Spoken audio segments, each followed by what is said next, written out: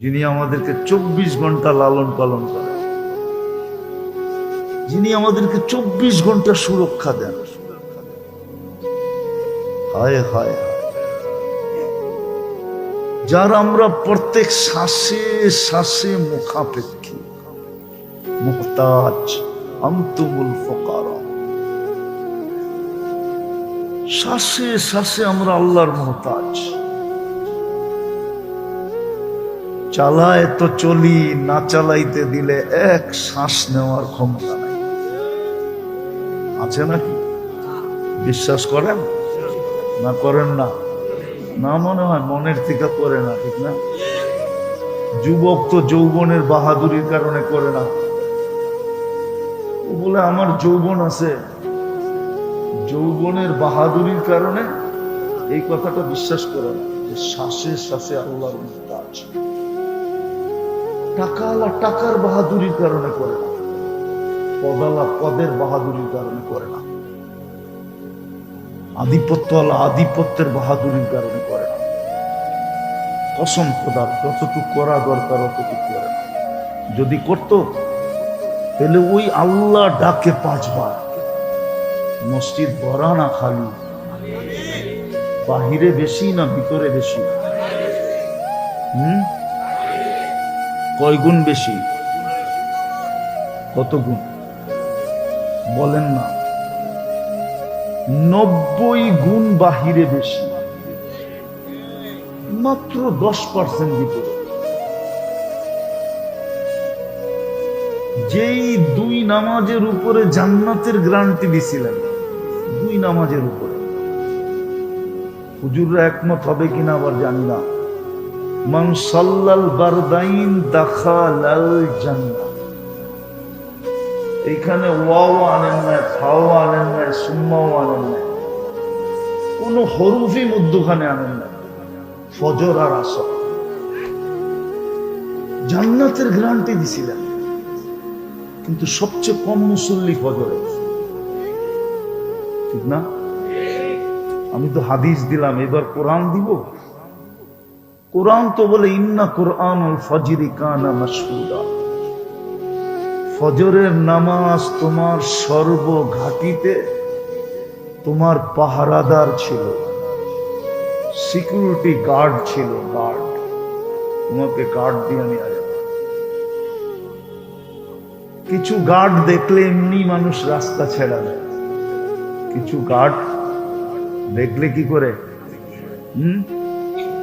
যেই গাড়ির সামনে পিছে সেনাবাহিনীর বহর দেখে, ওটা কি রাস্তা চাইতে হয় না এমনি দিয়ে দেয়? ফজরের নামাজ তো এরকম গার্ড ছিল। কুরআন আল ফজরি কানা মাশহুদা। কিন্তু ফজরের সবচেয়ে কম মুসল্লি। ডাকে কে? ডাকে হায় হায়, শুধু আল্লাহ তো ডাকে না, ঠিক না? তাহলে বোঝা গেল প্রত্যেক ঘরে ঘরে এই মতবাদের মানুষ আছে যে আমলের কোনো দরকার নেই, ইমান তো আছে। আমি তো আল্লাহকে বিশ্বাস করি, আমলের দরকার নেই, আমলের দরকার নেই। এটাই তো মার্জিয়ারা বলে। মার্জিয়াদের এক দলই তো জাহামিয়া, ওইখান থেকে পাক হয়ে পরে জাহামিয়া হচ্ছে। ওরাও তো এটা বলে আমলের দরকার নেই। আমার সমাজে যেরকম বলে আমলের দরকার কি, ইমান তো আসি, আল্লাহকে তো আল্লাহ বলে মানি, আমলের দরকার নাই। এই জন্যই তো মসজিদ খালি, বাজার ভরা, মসজিদ খালি, অফিস ভরা, মসজিদ খালি, আদালত ভরা। অথচ একটা যুক্তি দিব, এই এলাকায় তো মসজিদ হওয়ার কথা ছিল না, যুক্তিতে বলে না, যুক্তিতে বলে না। ঢাকা শহরের সবচেয়ে উন্নত এলাকা কোনটা? ওইখানে কোন মানুষগুলা বাস করে? যারা নিজেদেরকে সবচেয়ে বেশি উন্নত মনে করে, ঠিক না? অ্যাবিলিটির দিক দিয়ে, ঠিক না? সত্য না? সর্বদিক দিয়ে যারা অ্যাবিলিটি রাখে ওরাই গুলশানে থাকে, ঠিক না? আচ্ছা, আল্লাহ মনে হয় গরিব, ঠিক না? আল্লাহ তো বলতে পারতো যে একটা মসজিদ, আজাদ মসজিদ দিয়া দিছি গুলশানে, দরকার হলে আরেকটা বানালো।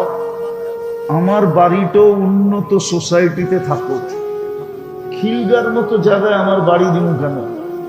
এটা আল্লাহর বাড়ি না? এটা কার ঘর? মসজিদ কার ঘর? আপনি আমাকে যুক্তি দিয়ে বুঝান, এই এলাকায় তো মসজিদ হওয়ার কথা ছিল না। মসজিদ হওয়ার কথা ছিল উন্নত এলাকায়। আল্লাহর চেয়ে উন্নত কে? আল্লাহর চেয়ে টপে কে?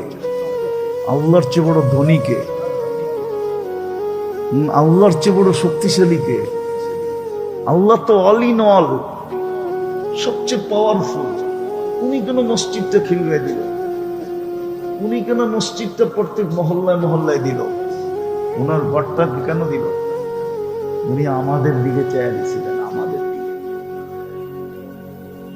এই জন্যই তো আল্লাহ কোরআনে বলছিলেন, মা গররাকা বিরাব্বিকাল কারীম, তোর দিকে তাকায় এত দয়া করলাম, তারপরে তুই আমার থেকে দূরে চলে গেলি। মা গররাকা বিরাব্বিকাল কারীম, আমার মতো দয়ালু রব থেকে তোকে দূরে সরাইল কে? তারপরও আমি ডাকতেছি, তুই আসিস না। ইমাম বুখারী রহমতুল্লাহ আলাইহি সর্বশেষ বাব দ্বারা, অধ্যায় দ্বারা, সর্বশেষ হাদিস দ্বারা আমাদেরকে দুটা জিনিস বুঝাইতে চাইতেছিলেন।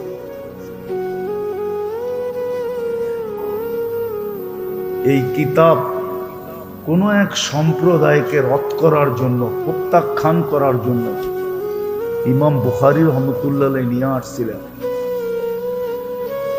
কিন্তু উনি দুইজনকে প্রত্যাখ্যান করতে চাইছেন, আবার একটা জিনিসকে প্রমাণ করতে চাইছেন।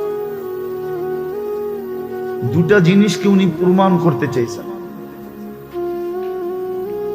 আর দুই সম্প্রদায়কে উনি ডিনাই করতে চাইছেন, রদ করতে চাইছেন।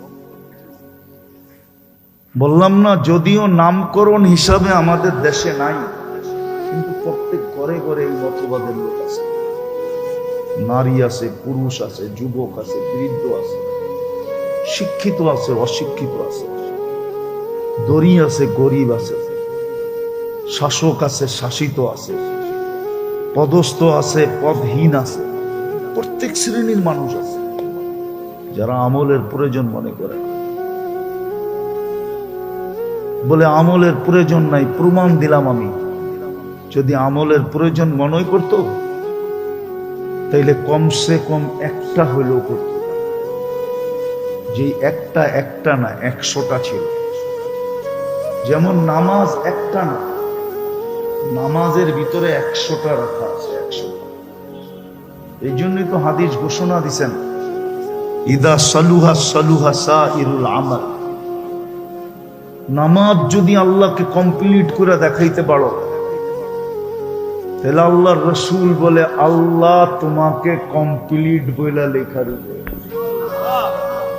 নামাজ কমপ্লিট, জীবন কমপ্লিট।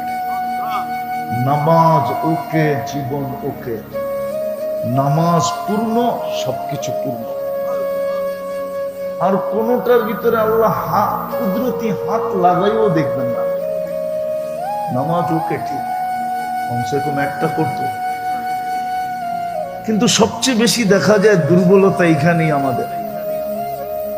নামাজের প্রয়োজন মনে করে না, যদিও কে ডাকে? কে ডাকে? আরে বলেন না, কে ডাকে? যার আমরা শ্বাসে শ্বাসে মুখাপেক্ষী। শুধু আল্লাহ ডাকে না, যিনি 99টা পদের মালিক ডাকে। 99টা আমাদেরকে জানায়া দিছেন, এমনি তো আল্লাহ অগণিত পদের মালিক। আমাদেরকে 99 পদের মালিক ডাকে।